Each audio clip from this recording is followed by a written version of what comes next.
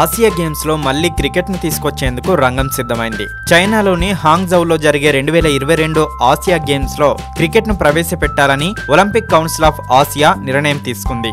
ఆదివారం Olympic council of Asia సమావేశంలో ఈ నిర్ణయం తీసుకున్నట్లు గౌరవ ఉపాధ్యక్షుడు రణదీప్ సింగ్ తెలిపారు. 2014 ఆసియా క్రీడల్లో అలరించిన క్రికెట్ ను 2018 ఆసియా గేమ్స్ నుంచి తొలగించారు. అయితే అంతర్జాతీయ షెడ్యూల్ కారణంగా ఆ రెండు ఆసియా క్రీడల్లో భారత క్రికెట్ జట్టు పాల్గొనలేదు. దీంతో ప్రేక్షకాదరణ తగ్గడంతో 2018 ఆసియా గేమ్స్ నుంచి క్రికెట్ ను తొలగించారు. అయితే ఇంతవరకు ఆసియా గేమ్స్ లో టీమిండియా పాల్గొనలేదు. క్రికెట్ ను తిరిగి తీసుకురావాలని ఓసీఏ తీసుకున్న నిర్ణయాన్ని భారత ఒలింపిక్ సంఘం స్వాగతించింది. అయితే ఏ ఫార్మేట్ ను ఇందులో కొనసాగిస్తారన్న దానిపై స్పష్టత లేదని IOA secretary general Rajeev Mehta చెప్పారు. 2022 ఆసియా క్రీడలకు ఇంకా సమయం ఉంది కాబట్టి క్రికెట్ లో భారత్ ప్రాతినిధ్యం వహించే విషయం గురించి చర్చించి ఓ నిర్ణయం తీసుకుంటామని బీసీసీఐ తెలిపింది. వచ్చే ఆసియా క్రీడలకు ఇంకా చాలా సమయం ఉంది. అప్పట్లోపు క్రికెట్ లో భారత్ పోటీ పడుతుందో లేదో అనే విషయంపై చర్చించి ఓ నిర్ణయం తీసుకుంటామని బీసీసీఐ ప్రతినిధి తెలిపాడు.